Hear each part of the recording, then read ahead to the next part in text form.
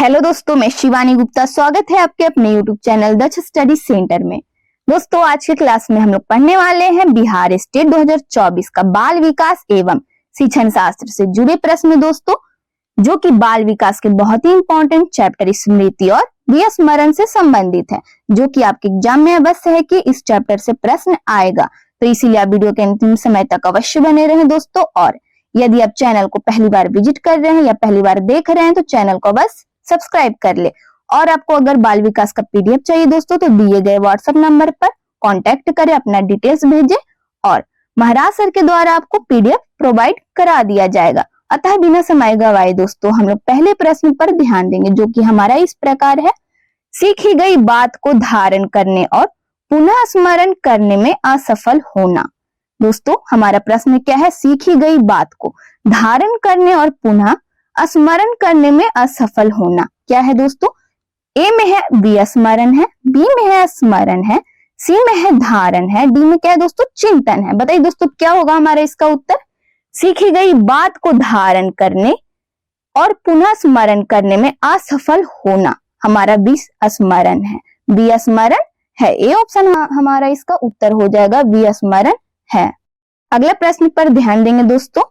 शिक्षार्थी fashion show को देखकर मॉडल्स का अनुकरण करने की कोशिश करते हैं। इस प्रकार के अनुकरण को ...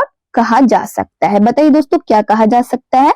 प्राथमिक अनुकरण, बी में है गौण अनुकरण, सी में क्या है दोस्तों हमारा? सामाजिक अधिगम, डी में है सामान्यीकरण। तो इनमें से हमारा सही उत्तर क्या होगा दोस्तों? बताइए की जगह पे शिक्षार्थी फैशन शो को देखकर मॉडल्स का अनुकरण करने की कोशिश करते हैं।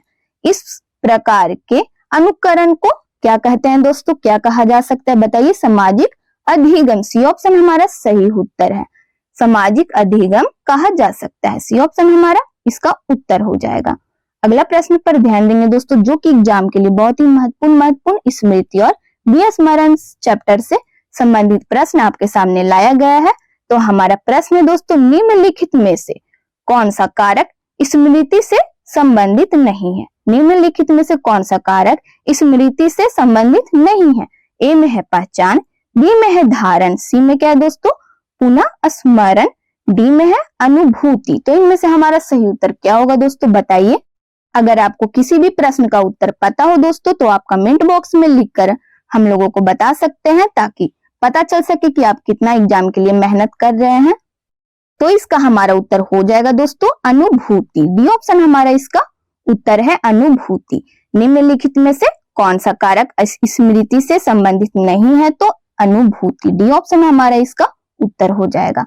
अगला प्रश्न हमारा दोस्तों, निम्नलिखित में से स्मरण करने की कौन सी विधि है? निम्नलिखित में से स्मरण करने की कौन सी विधि है? मिश्रित विधि, विचार साहचर्य विधि, सी में क्या है दोस्तों? ए और बी दोनों, डी में है उपयुक्त में से कोई नहीं। बताइए दोस्तों इनमें से हमारा सही उत्तर क्या होगा?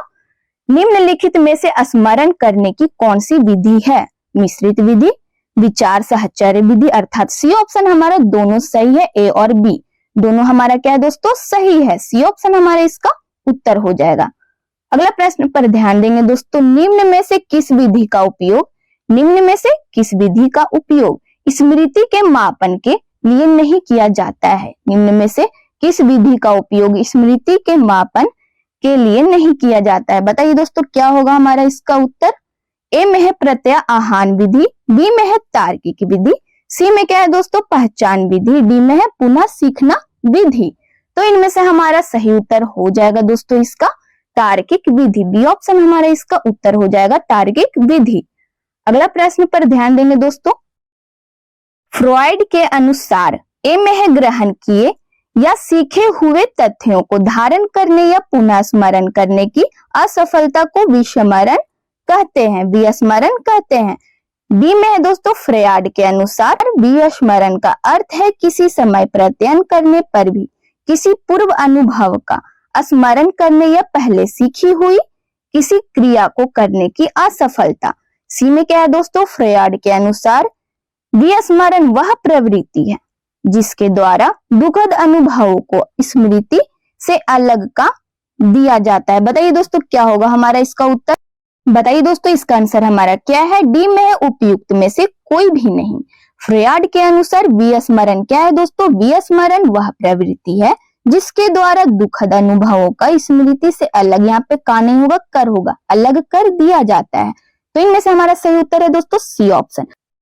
फ्रेयार्ड के अनुसार क्या है दोस्तों? विस्मरण वह प्रवृत्ति है जिसके द्वारा दुखद अनुभवों को स्मृति से अलग कर दिया जाता है। यहाँ पे कर होगा, कर दिया जाता है। तो सी ऑप्शन हमारा इसका उत्तर हो जाएगा।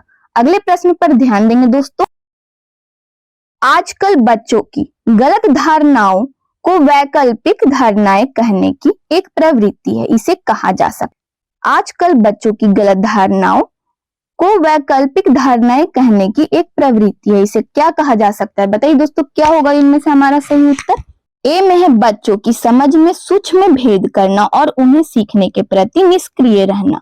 बी में है पहचानना कि बच्चे सोच सकते हैं और उनकी सोच प्रौढ़ों से भिन्न होती है। सी में क्या है दोस्तों? बच्चों की गलतियों की व्याख्या के लिए मनोहारी शब्दों का उपयोग करना। डी में है बच्चों को उनकी सोच में प्रौढ़ों के समान मानना। बताइए दोस्तों इनमें से क्या होगा?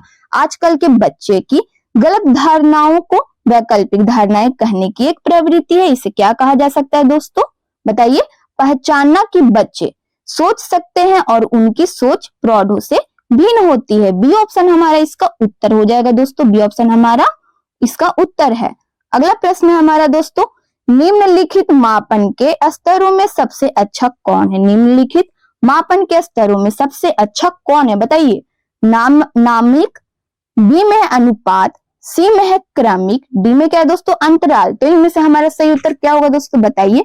बी ऑप्शन अनुपात, बी ऑप्शन यानी रेशियो, अनुपात हमारा सही है, रेशियो, अनुपात इसका उत्तर हो जाएगा दोस्तों।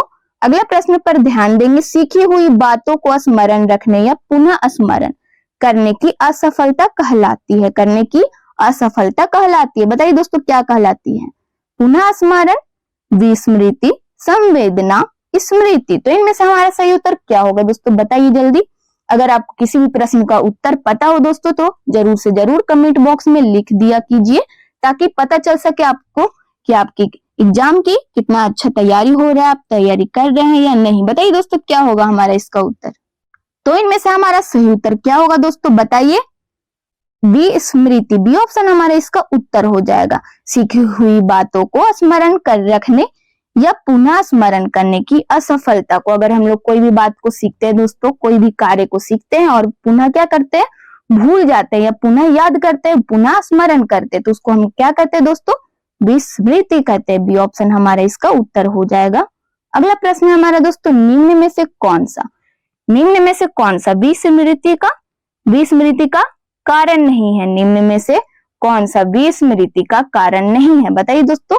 सीखने में कमी, बी में है स्मरण करने की इच्छा, सी में है मानसिक द्वंद, डी में क्या है दोस्तों? सीखने की दोषपूर्ण विधियां। तो इनमें से हमारा सही उत्तर क्या होगा दोस्तों? बताइए।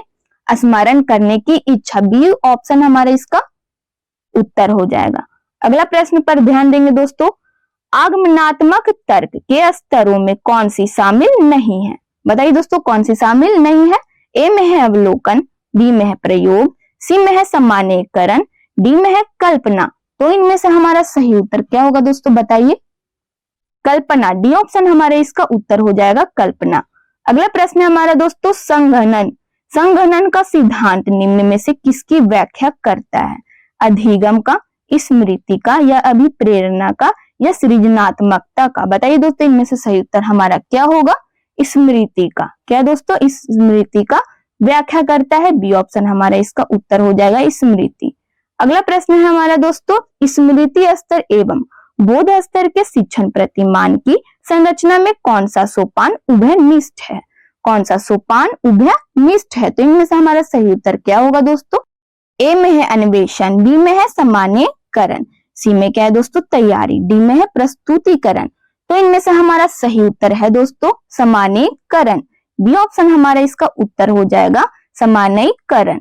अगला प्रश्न पर ध्यान देंगे दोस्तों। एक विशेष विषय में ज्ञान और संबंधों को सुव्यवस्थित तथा निरूपित करने के लिए आलेखीय साधनों का प्रयोग क्या कहलाता है? बताइए दोस्तों क्या कहलाता है? खंड, बी में है अग्रवर्ती आयोजक, सी में स्मृति सहायक, डी में क्या है दोस्तों? संकल्पना मानचित्र। तो इनमें से हमारा सही उत्तर है दोस्तों क्या कहलाता है, तो ये ऑप्शन हमारा इसका उत्तर हो जाएगा संकल्पना मानचित्र। तो ये आज की क्लास का दोस्तों हमारा लास्ट प्रश्न था। यदि आप चैनल को पहली बार विजिट कर रहे हैं तो चैनल को अवश्य सब्सक्राइब कर ले और बेल आइकन को ऑल में प्रेस कर ले दोस्तों। और इस तरह का वीडियो बनाने में दोस्तों बहुत ही कठिन परिश्रम लगता है, तो इसीलिए आप वीडियो को जरूर से जरूर लाइक कर ले और अपने स्टडी ग्रुप में जरूर से शेयर करें और कमेंट बॉक्स में अपना प्रतिक्रिया जरूर से जरूर दे दोस्तों कि आपको ये वीडियो कैसा लगा। वीडियो को देखने के लिए थैंक यू दोस्तों। जय हिंद, जय भारत।